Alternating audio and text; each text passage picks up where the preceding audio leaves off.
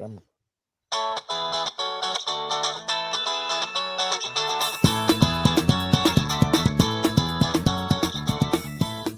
And welcome to the Part-Time Nerd Podcast with me, your host, Alan. And joining me, Dynamo Dave 2. That's right, the sequel, which the sequel is never better than the original. So I'm sorry for those of you watching. We mailed it in this time. In this case, it is. Oh, is it? Yeah, Is Grease 2 is definitely better than Grease 1. No? Wait. Never seen either one. We're not I thought we were reviewing Grease. Yeah. I mean, maybe. Sure. Why not? John Travolta and Michelle Pfeiffer, right? That's the second one? I don't know, man. I ain't seen them. Seen the second one? I don't know. I can't. The reason I said Grease is because it's on. My wife's watching it. She's off all week, so she's watching all these old dumb movies. But as soon as you walk by, you're just like, ugh, massive eye roll. It's like I've been watching this movie since I was like 15 years old or whatever. Because like every single girl I've dated along the way loves Grease, and it's always effing on. I'm like, ugh. Anyways. Yeah, I don't know. Yeah, like I said, I never watched, and I'm okay with that. Well, I don't know Liz's thoughts and opinions on Grease. We've never had that discussion. So, well, considering you said you've never seen it or whatever, then chances are she probably doesn't like it. I mean, there's a lot of stuff she likes that I haven't watched. Just if I don't like it, I'm not going to watch it. But that's not what we're here to talk about. We're here to talk about Batman: The Long Halloween Part 2. Give me more relationship advice. I mean, we've been together for like 12 years now. It's ridiculous. Just hit 12 years a couple days ago. God. So it's flown by. But here we go. This one got a 7.2 out of 10 on IMDb. Starring Jensen Ackles, Josh Duhamel, Naya Riviera. This is one of her last roles. We talked about that last review. But this one picks right up with, again, this is how you know you're early in Batmanning days, right? In his days of being Batman, because he's under Poison Ivy's spell. Yeah, she shows up at the end of the last one as one of Falcone. Was it Falcone or Maroni? Falcone. Yeah. At the funeral of his sister or daughter, I think. And so he's like, "Oh, I want you to introduce my friend." And then you realize it's Ivy. But then it starts this one off, but he's already deep. She's deep into him. Yeah, and you find out like how deep, like he's signing things over to Falcone. Eventually he gets out when Catwoman breaks in and takes care of Poison Ivy, but you find out he's been out for 3 months. Like Batman's telling her, he's like, "Look, I already told you I don't need a partner." She's like, "I get that." And he's like, "How long have I been out?" She's like, "Well, you've been out of commission for 3 months now." And he's like, 3 months, Jesus. City's just running rampant, and right. The house is covered in plants, foliage everywhere. But yeah, she comes in and pretty much wipes the floor, gets her out of there. Catwoman is vicious in both of these. She's very well trained or something. I mean, she is good at hand-to-hand combat. She's nimble as all get out, bouncing off the walls like a spider monkey. Unbelievable. Yeah, and I think something we didn't touch on during the first one is this is a period of time in their relationship where they're trying to have a relationship. She knows he's Bruce. He knows, Selena, and they're trying to have an actual relationship outside of just Batman and Catwoman. And they decide at the end of the first one that it's not going to work, but she keeps coming back and saving his him. She wants to keep it on a professional level. Mm-hmm. You know what I mean? And that's the scene that you're talking about too. It's on the boat during that fundraiser, and she actually lets it slip to Falcone's kid. That's Bruce. And he was like, Bruce Wayne? He goes, "You're Batman." Well, then luckily that situation solved itself. So the secret's safe. But you know what? No. Okay. So the reveal is on this one. There's a lot of twists and turns in these movies. A lot of accusations. They're all trying to find out who this holiday killer is. But along the way, you got the Scarecrow out running around crazy. Dent hasn't made his transformation yet, has he? He makes it in this one, but Scarecrow's out. He's working with Mad Hatter at one point in time, and he gasses Bruce. Like he gasses Batman. Like gets him, and Batman goes through a bad trip where he's reliving his parents being killed, and he's there in the alleyway, and he thinks Catwoman shows up to kind of take care of him, and he thinks that that's his mom, and she takes him back to Wayne Manor, and what I thought was weird was she takes him back and like leaves him on the doorstep and like rings the doorbell and runs away and hides behind a bush. Like Yeah, I don't know either, right? Alfred already knows who you are, your guys' relationship. I don't I didn't understand that. That was a Right. little weird to me. But Now when he gets gassed, he tries to get gassed with the aerosol, but he's got his mask on. But then mhm, the scarecrow just sticks him with a syringe and yeah, plunges it in him. So that's how it gets him this time. But the other every he's always has that mask on. So mhm. yeah, But I don't know why they're trying to be so secretive about something like that. It's kind of weird, or why yeah, she is. that was weird. But I'll tell you what I loved was when you had was it Harvey and Gordon show up to Wayne Manor, and they're talking to Bruce, trying to figure out, well, where were you? You were the other night when Falcone's kid was murdered. We didn't get a statement from you, and he's like, well, because I was with so and so and I left on a boat, and you know there's other people you could talk to, but I don't think their husbands would mind. And Jim gets a little laugh out of it, and Harvey's just kind of like whatever. And then as they're leaving, Alfred's telling them goodbye, and they're still trying to say something, and Alfred's like, "Good day, sir," and like walks away. Like I just always get a kick when someone ends a conversation with "Good day, sir," and Absolutely. walks away. Yeah. And you get a lot person that I'm really enjoying watching through all these is Alfred. You're getting a lot of different Alfreds. It's still very polite, very well mannered, but he'll throw some comments in there that'll make you laugh. He's very, like with the son of Batman, he's not Yeah. playing around with his kid. You know what I mean? And so you get a lot of fun stuff from him today, or from these films as well. He disappears on Batman a couple times while Batman's still talking, or while Bruce is talking. But yeah, I mean, you get a lot out of Alfred, and I've been really enjoying watching these movies and watching him in them. Yeah, it's been fun, and this whole thing, they're still trying to figure out who the holiday killer is. And you have that 3-month period where you kind of have that montage where Gordon and Dent are on top of the Gotham PD with the bat signal going, and Batman's not showing up because he's under Ivy's spell and things like that. But you've Mhm. got all that going on. They're trying to figure it out. They're framing Harvey's framed for it. Harvey Dent, he gets framed for being the holiday killer, and then he starts to kind of lose it. Like they get to the point to where Falcone thinks that it was him, that it's the holiday killer. So he has one of his guys say, "Look, I'm going to give you everything. I'm going to give you everyone. I'm turning states. Here's what I need though." And then when they're there in court, like he's he's like, "No, I'm what? No, I didn't kill anybody for Falcone. I didn't do this. I didn't do that. He's a upstanding citizen." And it's all they're just like poking and prodding at him, just trying to get Harvey to lose it. And this is when he really kind of starts to lose it, like right there at the during the court. Before that, when they had framed him for the murder, it was he kind of got knocked out and woke up and had blood all over himself. So he's really just starting to develop that split personality of Two Face, and it's cool seeing that. And you kind of that's when it hits you that the Long Halloween, this is all a Two Face origin story. You know, Mhm. that's really when it hits you, and he gets the acid thrown in his face and goes through all that. What's up? You have Someone's a problem? ringing my effing doorbell and beating on the door. Like, I'm not even kidding. I'm not even kidding. Like, what do Uh, you want, my man? Anyways, that's why I keep hearing someone saying something. I'm like, I don't know who's there. Whatever. Sorry, it's but it's it's like probably driving me crazy. it's the old guy. Him and the kid are over there. Yeah, it's some jackwagon. Anyways, But yeah, you're getting the Two Face origin story, which I think is really cool to see it, and you're getting it without knowing it until you get to this point, where Harvey's starting to kind of lose it and develop that split personality, and then he gets the acid thrown in his face, and he just goes off the deep end there.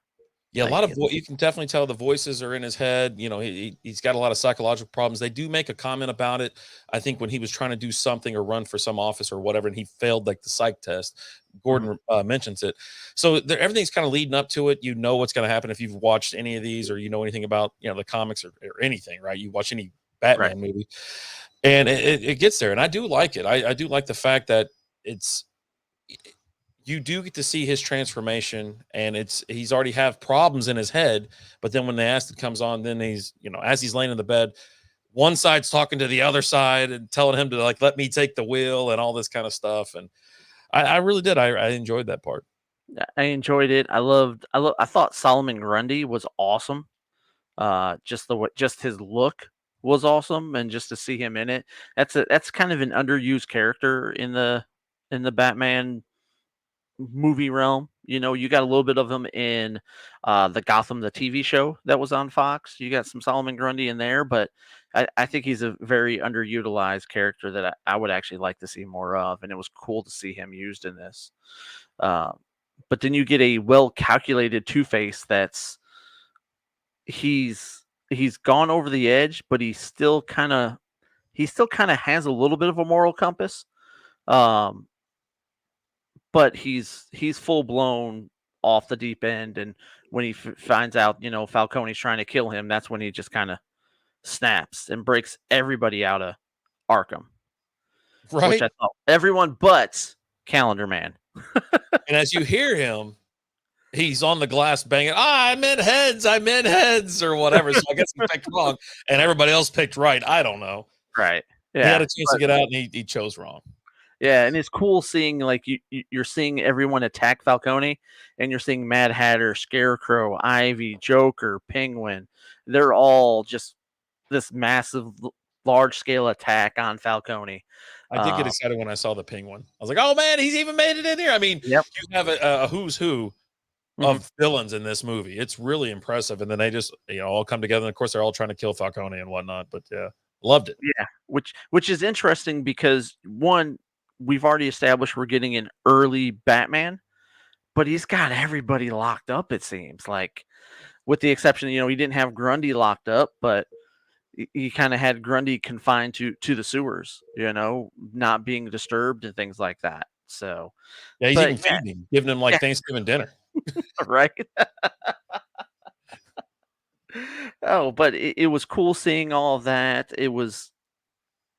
The animation again is cool. I love all the voice actors that were doing the voices, and you get the big twist, the big turn that took Batman a year to figure out, because this all spawns over one full year, um, and you get the title "The Long Halloween" from Falcone sitting there talking to Batman. He goes, a lot of my people, they've been calling this period, this last year, the Long Halloween, because this is when it all everything kind of started.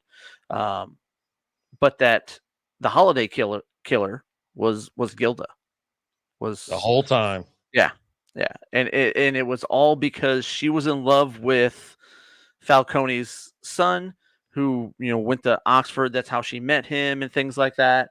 And he was never going to get the keys to the universe, to the crime family.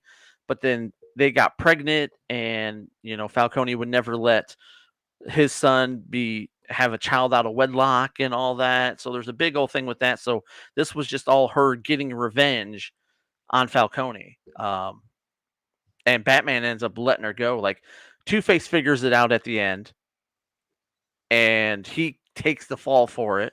And this is where you kind of see he still has a little bit of a moral compass, because as he's sitting there talking to Batman and Gordon, and they're talking to him about, he's like, "Look, no, I understand what I did. Arrest me," and places himself, goes ahead and turns himself in. Yeah. Um, And so then you Gordon still then got found a out the holiday killer wasn't him anyways because the holiday killer struck while or Two Face is sitting right there trying to be arrested or taken in by Gordon and Batman. yeah. So they're like, oh well, it's not him, and so that's what leads them to they lead him to Gilda. And I always wondered about when they said that at the end, the big reveal. I was like, well, I mean, in all these shots of all these killings and things like that, the physical size of this person is pretty large, right? I mean, I it's didn't bigger, think it was. I kind didn't of because bigger than Dent, or Dent's very big in this movie. You know what I mean? And Gilda is very, very small. She looks like she's like 5'3" and like 100 pounds. The figure that's doing all this killing is looks very large and well built. So that's what I was like. I mean, it's a comic movie, it's an animated movie. I understand. But yeah, that was what I was like. I don't know. well, see, I got the opposite because when you're sitting there and you're trying to figure out who the holiday killer is, and then at one point you have Falcone's daughter who shows up, who's built like a brick shit house. Like, dude, she was. And I'm like, well, is it her? Because like she's talking about, oh no, I'm going to bring an end to all this, and you're like, well, is it her? But then you see the holiday kill, and you're like, no, no, no, no, there's no way it's her because this person's not as big. Um, so She's and bigger than Falcone. She's dude, bigger she than was her huge. dad. Yeah. Yeah, I'm just like, whew. He's like, yeah, go get yourself something nice, like a dress or a car or a. I'm like, she ain't gonna go buy a dress.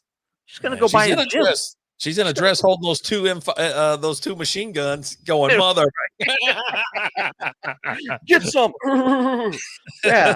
No, it was, but yeah, it was definitely a twist that you didn't see coming.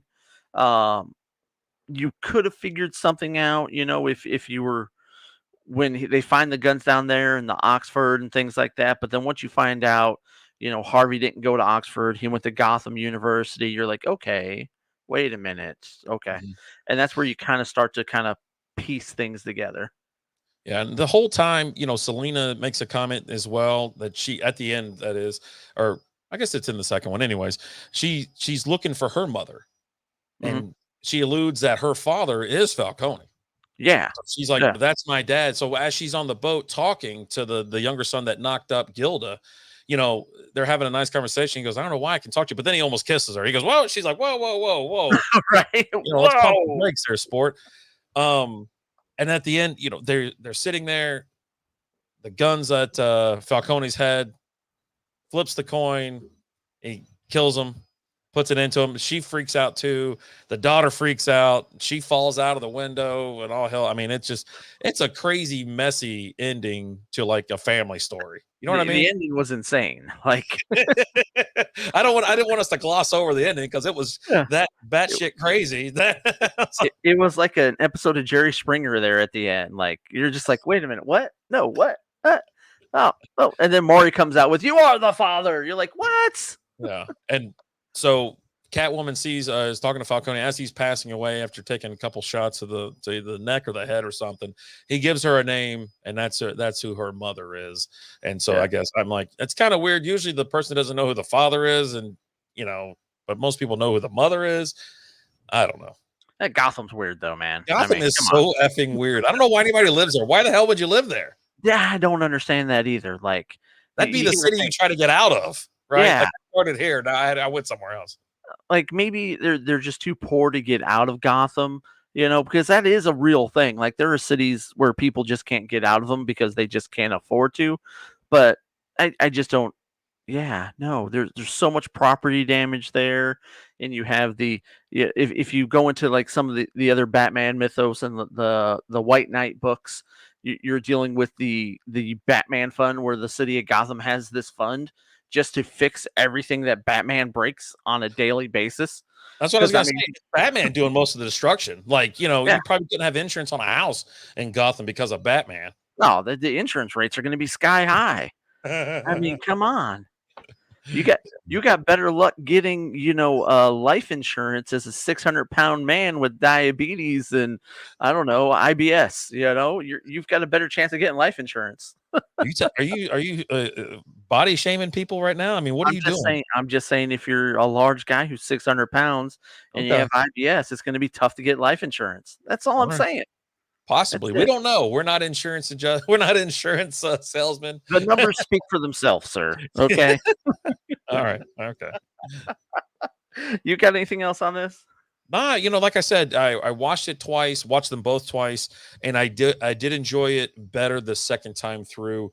So maybe that, if somebody's out there watching, they don't agree or they don't like it, just watch it one more time. They are a little bit longer. They're an hour and 20, hour and 25 minutes. So you're And they looking, definitely feel longer too. right? But not in a bad way. Like there's some things that you watch and you're just like, oh my God, will this never end? There's just a lot that happens in this. A And they lot going cram on. a lot into it. And Mhm. so when you're done watching it, you're just like, man, I feel like the sun's down now because I've been watching this for 6 hours. But really it's just that, that hour and a half. Yeah. So Well, they're on HBO Max. Check them out. Like I said, I enjoyed them both second time through, so I'm glad we watched them. yep. It was fun. Guys, as always, like, share, subscribe, follow, comment. If you got anything you want us to watch, parttimenerdpodcast@gmail.com. Until next time, good day, sir.